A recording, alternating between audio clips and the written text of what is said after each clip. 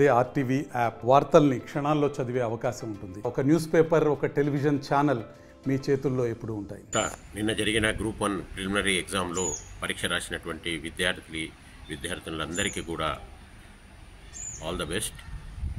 అయితే ముఖ్యంగా విషయం ఏమంటే, నిన్న జరిగినటువంటి ఈ యూపీఎస్సీ గ్రూప్ 1 ప్రిలిమ్స్ ఎగ్జామ్స్లో కేంద్ర ప్రభుత్వం నిర్వహించినటువంటి ఆధ్వర్యంలో, యూపీఎస్సీ నిర్వహించినటువంటి ఆధ్వర్యంలో ఈ ఎగ్జామ్లో మన తెలంగాణకు సంబంధించిన ఒక్క క్వశ్చన్ కూడా విద్యార్థులకు రాలేదనే విషయాన్ని నేను గుర్తు చేస్తూ, ముఖ్యంగా భారతదేశంలో ఎంతోమంది పోరాట యోధుల ఫలితంగా కొత్తగా ఏర్పడిన తెలంగాణ సంబంధించిన అంశాలు కానీ, తెలంగాణ సాంస్కృతిక జీవనానికి సంబంధించిన అంశాలు కానీ, తెలంగాణ చరిత్రకు సంబంధించిన అంశాలు కానీ, సౌత్ ఇండియాలోనే ఇటు ఐటీ హబ్లో కానీ, పారిశ్రామిక రంగంలో కానీ, ఇతర కేంద్ర ప్రభుత్వానికి ఆర్థిక వనరులు సమకూర్చే కేంద్రం విషయంలో కానీ తెలంగాణ అనేది ముఖ్యమైనటువంటి పాత్ర.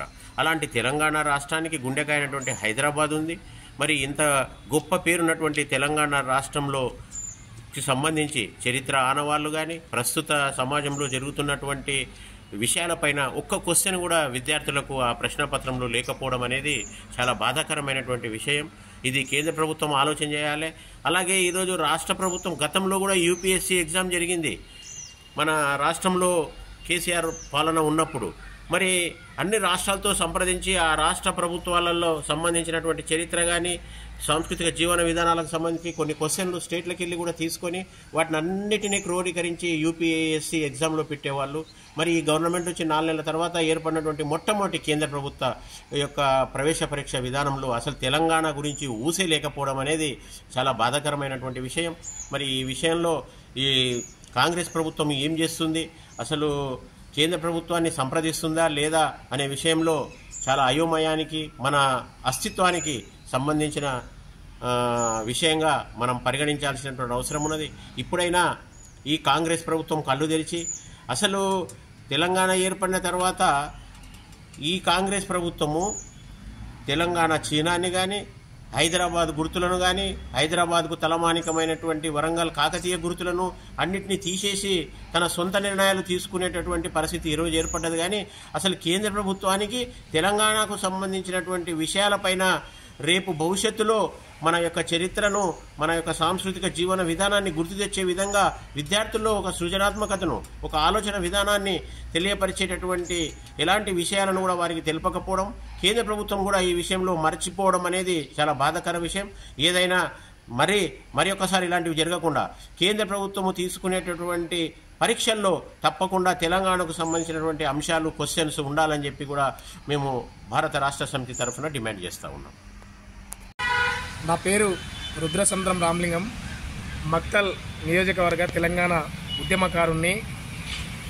ఏదైతే నిన్న యూపీఎస్సీ వారు కండక్ట్ చేసినటువంటి గ్రూప్ 1 ఎగ్జామ్ ఉందో, ఆ ఎగ్జామ్లో తెలంగాణ రాష్ట్రానికి సంబంధించినటువంటి ఏ ఒక్క క్వశ్చన్ కూడా ప్రకటించకపోవడం, ఇవ్వకపోవడం చాలా బాధాకరం.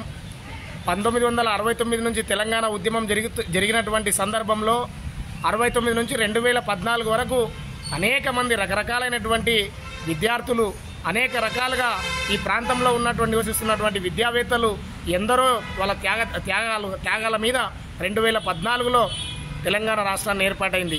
మరి ఈ చరిత్ర మొత్తం కూడా ఈరోజు కాంగ్రెస్ పార్టీ ఏర్పాటైన తర్వాత యూపీఎస్సీ గ్రూప్ 1 ఎగ్జామ్లో ఎందుకు ఒక్క ప్రశ్న కూడా ఇవ్వలేకపోయిందని చెప్పి ఈరోజు మేము అడుగుతూ ఉన్నాం.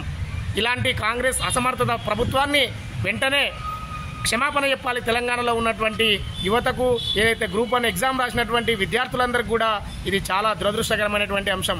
తెలంగాణ ఏర్పడిన తర్వాత 10 సంవత్సరాలు కేసీఆర్ గారు పరిపాలన చేసినప్పుడు కేసీఆర్ గారు ఒక్క మంచి పని కూడా చేయలేదా అని చెప్పి మేము ఈరోజు కాంగ్రెస్ ప్రభుత్వాన్ని అడుగుతూ ఉన్నాం.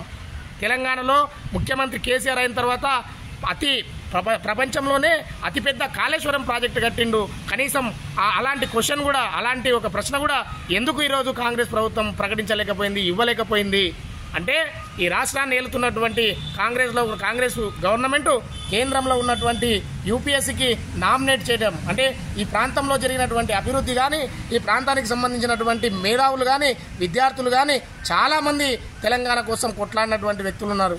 అలాంటి వ్యక్తులకు కనీస ప్రాధాన్యత ఇవ్వకపోవడం ఈరోజు చాలా శోచనీయం ఉంది. ఏది ఏమైనప్పటికీ తెలంగాణ సంబంధించినటువంటి విషయాల్లో గత 4 సార్లు అనేక ఎగ్జామ్స్ పెట్టినటువంటి రాష్ట్ర ప్రభుత్వము ఎన్నోసార్లు తెలంగాణకు సంబంధించినటువంటి ప్రశ్నలు అడగడం జరిగింది. మరి ఈరోజు కేంద్ర ప్రభుత్వం నిర్వహించినటువంటి ఈ యూపీఎస్సీ ఎగ్జామ్లో ఇక్కడ పరిపాలన చేస్తున్నటువంటి రేవంత్ రెడ్డి గారు మీకు కనబడడం లేదా? తెలంగాణలో ఉన్నటువంటి బహుముఖ ప్రజ్ఞులు ఉన్నారు, ఎంతోమంది మేధావులు ఉన్నారు, వాళ్ళు చేసినటువంటి అభివృద్ధి పనులున్నాయి. ఎందుకు ఈరోజు మీరు కేంద్ర గవర్నమెంట్కు మీరు ఈ యొక్క అంశాన్ని దృష్టికి తీసుకెళ్లేదని చెప్పి మేము గట్టిగా ప్రశ్నిస్తూ ఉన్నాం, అడుగుతూ ఉన్నాం. తెలంగాణలో ఉన్నటువంటి ప్రజలందరికీ కూడా మీరంతా వెంటనే క్షమాపణ చెప్పాలని చెప్పి డిమాండ్ చేస్తూ ఉన్నాం. జై తెలంగాణ.